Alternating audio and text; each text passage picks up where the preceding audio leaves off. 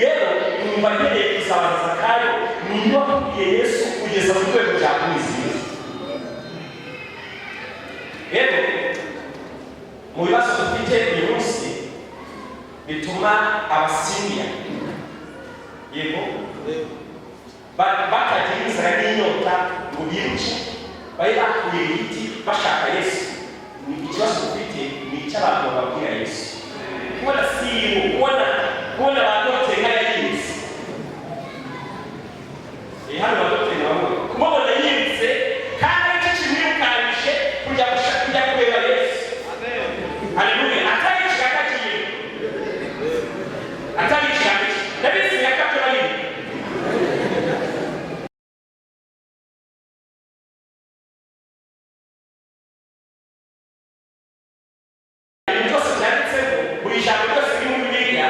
bifite impamvu yacu.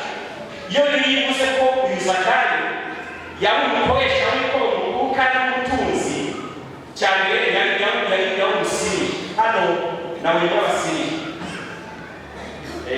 hano bari kumya bicara mu myanya y'abasiri ahantu hatandukanye nababonye ko hano nanjye najya babona. Rero imyanya irashaka kubatuma uyu Zakayo ngo yari umukoresha w'ikoro mukuru kandi Bibiliya yibuza ko yari umutunzi. Bibiliya ko yari umutunzi yari umukire. Yego. Haleluya. Ariko ngo ashaka kureba Yesu ngo amenye uko asa. Amenye ko Yesu agiye kuhanyura ngo Zakayo mu rugendo rwo kureba Yesu hari ibintu bibiri yakoze bituma agira amatsiko yo kumenya umuntu wabwiye Zakayo cya Yesu n'icyo yamubwiye. Ikintu cya mbere ngabonye abantu ari benshi ngo yabizi kubona umusini yayizi. Yego. Rero kubona umukoresha kubona nk'umuyobozi wa Rwanda Revenue rero kubona umusini yayizi none n'ikindi ngahageze ngabona abantu benshi ngo kandi abona ntabwo abasha kubona Yesu. Ikindi cya kabiri yakoze kituma nibaza umuntu wabwiye Zakayo cya Yesu ni ukumubona y'ibindi. Rega nibaza umusiniya w'umutunzi ayikuri ariko ntabwo mbega nibaza umusiniya hari bajya bakora kwiga tubona ko twiga mu muntu yajya abakweri benshi ngo ni umurwe n'iwe sibyo bisibabwiraga mbega ko wiga abakweri benshi ngo ni umwe yaba nibuka utanyageza bya kuganisha. Noneho kubona umukoresha w'ikoro mukuru yibutse ariko nyuma yo kwiruka ikindi yakoze ngo abona abantu benshi atangira kurira igiti. Mbega mbona umusiniya mbona umukoresha mukuru mbona umunyakubahwa mbona umusiwo mbona wa muyobozi yicaye mu bandi akazi nkabona yabwiwe Yesu kugeza ku rwego agira inyota ya Yesu akavuga ngo nubwo hari umucono nakukama ari Yesu wamuha.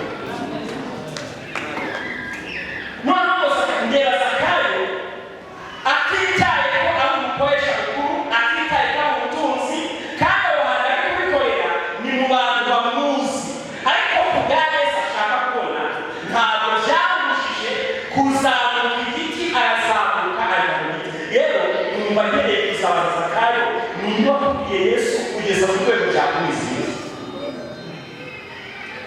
Rero mu bibazo dufite uyu munsi bituma abasiniya yego batagira inzara n'inyota ngo biruke bari bakuye ibiti bashaka Yesu. Ni ikibazo dufite ni icy'abantu bababwira Yesu. Yego. Kandi hano ndi kubona abantu bamwe muri abasiniya abandi mu bantu nabo nababona none n'abasiniya badashaka Yesu. Buri kibazo avuze nawe. Zakayo rero arazamuka ngo ageze mu giti mu bintu nakuriye Yesu ageze munsi ya cya giti ngo yitegereza hejuru aramuhamagara ati Zakayo uruhuka. Zakayo mu bindi bintu bikomeye nakuriye ngo Yesu ageze mu rugo rwe Zakayo n'ubwo umukoresha w'ikoro mukuru ngiye kuba ikindi kintu yakoze abantu bakuru badakunda gukora b'abasiriya b'abatunzi yize badakunda gukora ngahageze gabonye Yesu ageze mu rugo rwe akavuga ati rero Yesu yende kubara hano ariko nkwiye kumubwiza ukuri kandi ati bwa Yesu ubwo waje uyu muntu uri kumwe n'igisambo ari sibyo kandi tundi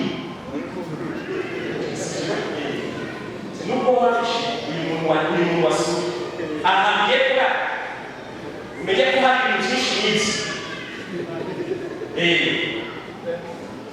bagati ibyo yose ushobora gusanga amatomaza kuraza ko nayo ari yibanura cyangwa Yesu rero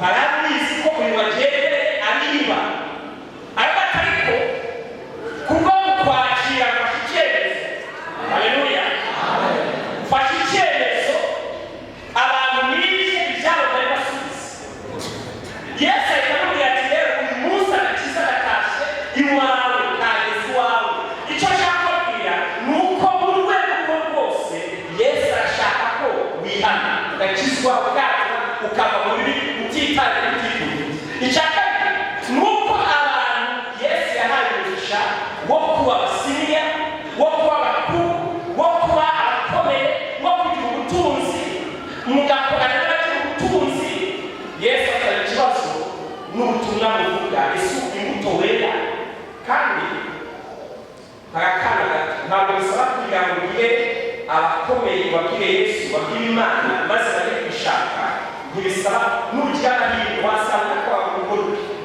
wasanga nako ntabwe wasanga n'umukashi yawe ariko Yesu wamenye uburyo buvuga uburyo witwara rero kugira ngo ubwire Yesu abo mubana ntabwo bisaba ko wabanza bakomera ubuhamya bwawe imyitwarire yawe mbese yatuma kurusha yatuma bosi wawe avuga ngo nubwo uyu mwana w'umukashiya iwanjye mu Uganda ariko nshingiye ku myitwarire ibintu ambwira ko Yesu akiza kari mwiza ndabibona nanjye namushaka ndabifuriza ko mujya kubwira abantu ko